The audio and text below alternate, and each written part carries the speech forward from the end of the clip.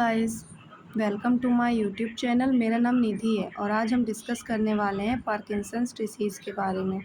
इसके अंदर हम पढ़ेंगे कि पार्किंसंस डिसीज़ क्या होती है, उसके टाइप्स क्या होते हैं, उसके कॉजेज़ क्या होते हैं, साइन एंड सिम्टम्स क्या होते हैं, डायग्नोसिस क्या है इसकी और प्रॉपर ट्रीटमेंट क्या है। तो आइए वीडियो को शुरू करते हैं। सबसे पहले हम पढ़ेंगे डेफिनीशंस ऑफ पार्किंसंस डिसीज़। यानी Parkinson's disease is a degenerative disorder of a central nervous system. यानी कि पार्किंसंस डिसीज़ एक तरीके की डीजनरेटिव डिसऑर्डर है सेंट्रल नर्वस सिस्टम की। यानी इस डिसऑर्डर में mostly central nervous system defect यानी इफेक्टेड होता है। Parkinson's disease there is a degeneration in parts of basal ganglia. This causes is lack of dopamine. Therefore, the basal ganglia are prevented from the regulations and nerve pathway that control normal muscles movement. यानी Parkinson's disease होती है उसमें ये mostly cause करती है brain को। Brain के अंदर हमारे एक पार्ट होता है जिसे हम बेसल गैंग्लिया बोलते हैं, जो कि रिलीज़ करता है डोपामिन।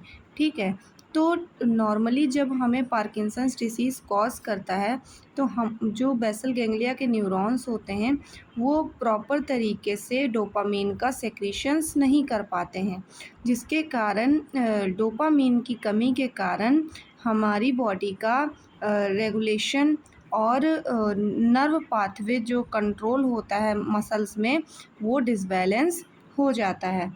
देखिए, इसका मेन कॉजेज़ भी यही दिया गया है, जैसे कि Parkinson's disease cause muscles to be overly tense which causes tremors, joint rigidity और स्लो। यानी कि जब डोपामिन रिलीज़ नहीं होगा तो हमारी मसल्स का जो मूवमेंट है वो प्रॉपर तरीके से नहीं हो पाएगा, जिसके कारण हमारी मसल्स हैं वो पूरी तरह से टेंस्ड हो जाती हैं और ट्रीमर्स कॉज करते हैं, या फिर हमें जॉइंट रिजिडिटी और या फिर हमारे जो मसल्स का मूवमेंट है वो भी मतलब स्लो हो जाता है। जैसे कि आप इस डायग्राम में देख सकते हो।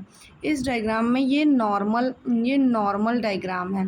इसमें क्या हो रहा है, ये जो न्यूरॉन्स हैं इधर से ये डोपामिन न्यूरोट्रांसमीटर की तरीके निकल रहा है और नेक्स्ट मसल्स में जा कर के मतलब कि ये जो रिसेप्टर्स लगे हुए हैं इनमें जा कर के चिपक जा रहा है और ये रिसेप्टर्स सिग्नल भेज रहे हैं, जिसके कारण हमारी मसल्स कॉन्ट्रैक्ट हो रही है और हमारे नॉर्मल मूवमेंट हमें आ रहे हैं। लेकिन जब हमें पार्किंसंस डिसीज़ कॉज कर रही है तो यहाँ पे डोपामिन की कमी हो रही है, जिसके कारण हमें पर्याप्त मात्रा में रिसेप्टर्स तो प्रेजेंट हैं बट इनमें लगने वाला डोपामिन अब्सेंट है, जिसके कारण हमें मूवमेंट डिसऑर्डर कॉज कर रहा है। तो एक तरीके से देखा जाए तो हम पार्किंसंस डिसीज़ को मूवमेंट डिसऑर्डर भी कह सकते हैं।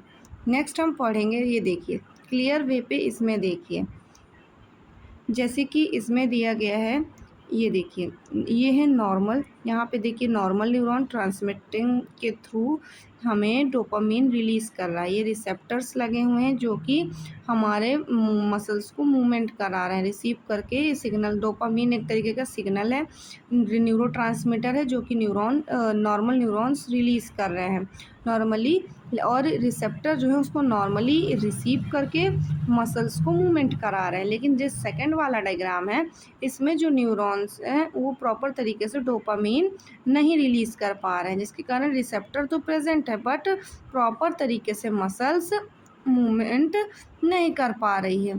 तो इसकी वजह से हमें ट्रीमर्स, हमारे बॉडी का मूवमेंट स्लो हो जाएगा और रिजिडिटी कॉज करेगी। नेक्स्ट हम पढ़ेंगे types of Parkinson's disease.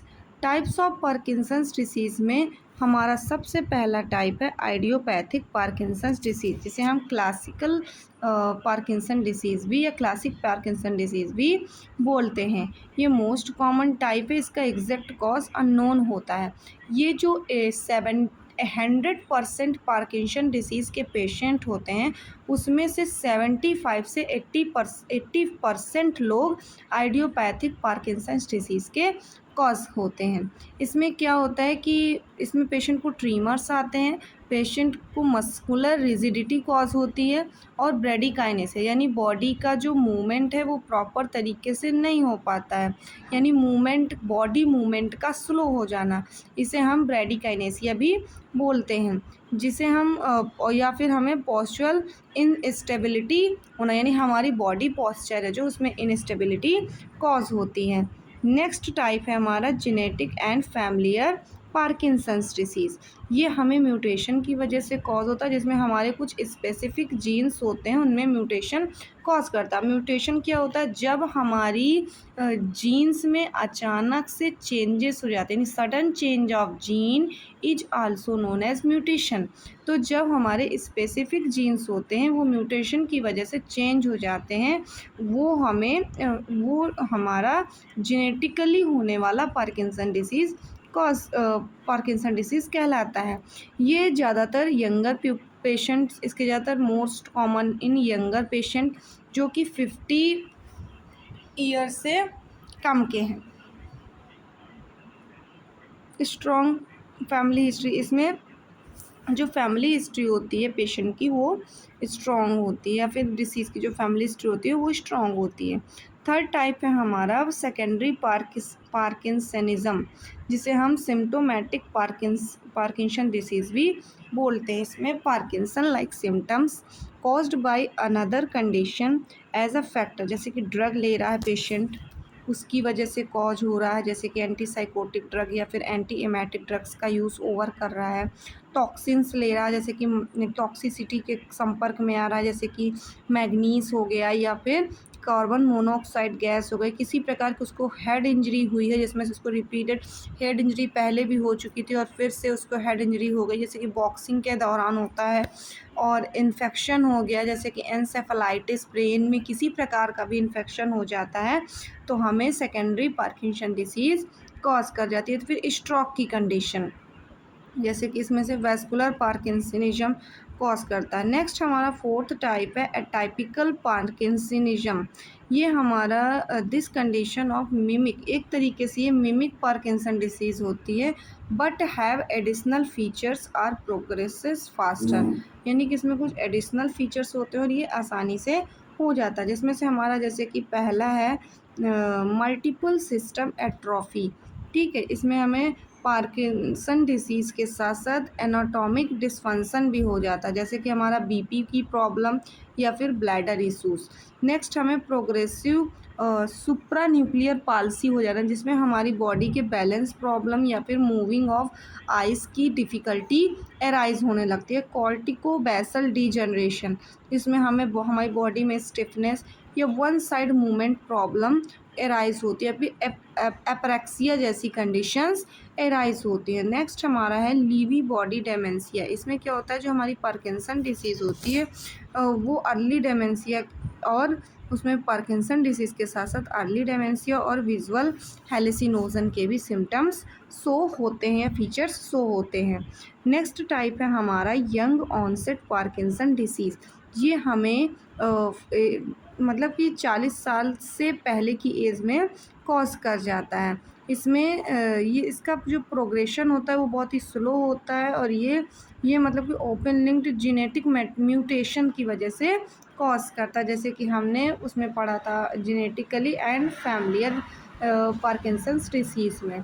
Next हम पढ़ेंगे कॉजेज़ ऑफ पार्किंसन डिसीज़। तो जो एग्जैक्ट कॉज है पार्किंसन डिसीज़ का वो अननोन है, ठीक है, लेकिन हाँ, जो combination of genetic and exposure unknown in environmental factor also triggers PD, यानी कि जो ऐसे हैं जो बहुत सारे कॉम्बिनेशन है, जैसे कि जेनेटिकली या फिर किसी प्रकार का जो एक्सपोजर है वो अननोन है, या फिर बहुत सारे एनवायरमेंटल फैक्टर है जो कि हमें पार्किंसंस डिसीज़ कॉज करते हैं, जिसमें से हमारा सबसे पहला डोपामिन डेफिशिएंसी हो जाती है बॉडी में नॉर्मली, या फिर हमें नॉन एपिनेफ्रिन का लॉस हो जाता है, या फिर हमें द प्रोटीन अल्फा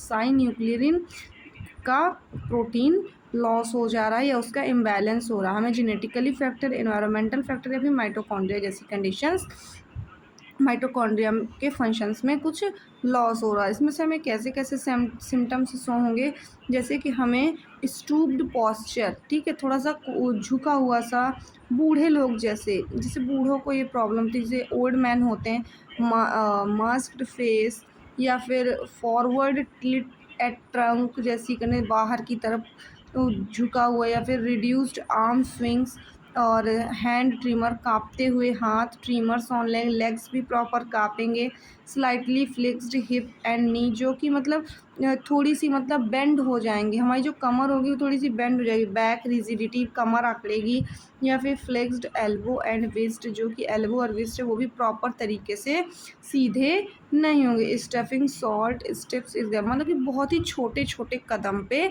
हमारा पेशेंट आगे की तरफ बढ़ेगा। नेक्स्ट हम पढ़ेंगे इस डिसीज़ को हम डायग्नोस कैसे कर सकते हैं। तो पार्किंसन डिसीज़ के लिए हम सबसे पहले तो मेडिकल हिस्ट्री लेते हैं कि पेशेंट की कोई पास्ट सर्जिकल हिस्ट्री, या फिर कोई किसी प्रकार की प्रेजेंट सर्जिकल हिस्ट्री, या पास्ट मेडिकल हिस्ट्री और प्रेजेंट मेडिकल हिस्ट्री, हम उसको प्रॉपर तरीके से लेते हैं। नेक्स्ट हम न्यूरोलॉजिकल एग्जामिनेशन कराते हैं, या फिर मिनी मेंटल स्टेटस एग्जामिनेशन कराते हैं, जिससे कि हम पेशेंट के मेंटल स्टेटस को डिटेक्ट करते हैं कि उसमें कौन कौन से फंक्शन या सिम्टम्स शो हो रहा है। दूसरा हम डेड टी स्कैन भी कराते हैं, एमआरआई करवाते हैं, कंप्यूटेड टोमोग्राफी यानी सीटी स्कैन भी कराते हैं, और पीईटी टेस्ट भी कराते हैं, जैसे हम पिस्ट्रॉन एमिशन टेम्पोनोग्राफी स्कैन भी कराते हैं। नेक्स्ट हम पढ़ेंगे मेडिकल ट्रीटमेंट क्या क्या हो सकते हैं। मेडिकल ट्रीटमेंट में हमने सबसे पहले हम लीवोडोपा या फिर कार्बिडोपा को मिक्सअप करके देते हैं। ये मोस्ट इफ़ेक्टिव ड्रग होती है। लीवोडोपा जो होती है वो कन्वर्ट हो जाती है डोपामीन इन ब्रेन में, और कार्बिडोपा जो होती है वो हमारे ब्लड प्रिवेंट करती है ब्रेकडाउन होने से, ब्लड को रिड्यूस करती है नौसिया और उसके साइड इफ़ेक्ट्स को, जो कि हमें ब्रेडिकाइनेसिया और रिजिडिटी के लिए सबसे अच्छी मानी जाती है। नेक्स्ट हम प्राइमीपिक्सॉल और रोपिनिरॉल और रोटिगो 3 ड्रग्स हम प्रोवाइड कराते हैं डोपामीन एंटागोनिस्ट में, यानी ये एक तरीके के डोपामीन की नकल करते हैं, ठीक है, रिसेप्टर्स के लिए। ये असल में डोपामीन नहीं होते हैं, लेकिन ये रिसेप्टर के लिए डोपामीन की तरह वर्क करते हैं, जिसके लिए ये यूज करते हैं हम एंगर पेशेंट के लिए, और इसके साइड इफ़ेक्ट्स हैं जैसे कि हैलुसिनोजन, इम्पल्स कंट्रोल प्रॉब्लम, ठीक है। नेक्स्ट हम पढ़ेंगे MAO-B इनहिबिटर। इसके कुछ ये ड्रग्स हैं जैसे कि सेलेजिलाइन, या फिर रेसेजिलाइन, या फिर सेफेनामाइड, ये कुछ ड्रग्स हैं ये कि जो कि हमें डोपामीन के ब्रेकडाउन से बचाते हैं। इसको हम शुरुआती दौर पे जब किसी को पार्किंसन डिसीज़ होती है उसमें हम प्रोवाइड कराते हैं, और साथ ही साथ हम उस पर थेरेपीज़ भी ऐड ऑन करते हैं। नेक्स्ट हम COMPT इनहिबिटर्स ड्रग भी प्रोवाइड कराते हैं, जिसमें हम इंटासेप्रॉन, या फिर टोलकैपोन, या फिर ओमिकापोन हम प्रोवाइड कराते हैं, जिसमें जो कि लंबे समय तक लीवोडोपा की इफ़ेक्ट करते हैं, जो कि हमें वियरिंग ऑफ को रिड्यूस करते हैं। नेक्स्ट हम एमिटाडीन, जो कि हमें ट्रीमर्स और डिस्काइनेसिया से बचाते हैं, यानी डिस्काइनेसिया से प्रोटेक्ट करते हैं। नेक्स्ट हम एंटीकोलर्जिक ड्रग यूज़ करते हैं, जो कि हमें यंगर पेशेंट को अगर ट्रीमर्स आते हैं तो उनके लिए बेस्ट होते हैं। इसको हम एल्डरली यानी शुरुआती फंक्शनों में मेमोरी प्रॉब्लम्स अगर कॉज हो रही हैं तो उससे हमें इसमें हम अवॉइड करने के लिए कहते हैं। इसमें हम सर्जिकल ट्रीटमेंट भी कराते हैं, जैसे कि इलेक्ट्रोड इम्प्लांट, जैसे कि डीप ब्रेन स्टिमुलेशन हो गया, इसके अंदर हम इलेक्ट्रोड को इम्प्लांट करते हैं सबथैलेमिक न्यूक्लियस में और ग्लोबस पैलिडस इंटरना में, जो कि हमें ट्रीमर्स को इम्प्रूव करते हैं, रिजिडिटी को इम्प्रूव करते हैं, ब्रेडिकाइनेसिया को और मोटर फ्रैक्चुलेशंस को इम्प्रूव करते हैं। टॉमी करवाते हैं या फिर थैलेमोटॉमी, ये लेस कॉमन होते हैं। नेक्स्ट हम सपोर्टिव और नॉन ड्रग थेरेपी प्रोवाइड कराते हैं, जिसमें से हम physiotherapy first of all provide कराते हैं, जिसमें बॉडी का पॉइस्चर, बैलेंस और वॉकिंग क्लियर होता है। नेक्स्ट हम स्पीच थेरेपी प्रोवाइड कराते हैं, जिसमें पेशेंट को प्रॉपर तरीके से स्पीच और सॉल्विंग ट्रेनिंग दी जाती है। नेक्स्ट हम पेशेंट को ऑक्यूपेशनल थेरेपी प्रोवाइड कराते हैं, जिसमें उसको डेली टास्क को कैसे फेस करना है या उसकी जो डेली एक्टिविटीज़ हैं उनको कैसे परफॉर्म करना है, ये सारी चीज़ें हम उस ट्रेनिंग में बताते हैं। डाइटरी केयर के अंदर हम इसको हाई फाइबर डाइट, हाइड्रेशन है प्रोवाइड कर, हाइड्रेटेड रहने के लिए बोलते हैं, उसको अवॉइड करने के लिए बोलते हैं protein rich meal at a same time, जब वो लीवोडोपा खा रहा हो या लीवोडोपा को इनटेक कर रहा हो। हम उसको साइकोलॉजिकल सपोर्ट प्रोवाइड कराते हैं, काउंसलिंग है जिसमें से डिप्रेशन है या फिर ट्रीटमेंट है। तो आज के वीडियो में इतना ही। अगर आपको ये वीडियो पसंद आया हो तो चैनल को लाइक करें, सब्सक्राइब करें और बेल आइकन को प्रेस करें। Thank you.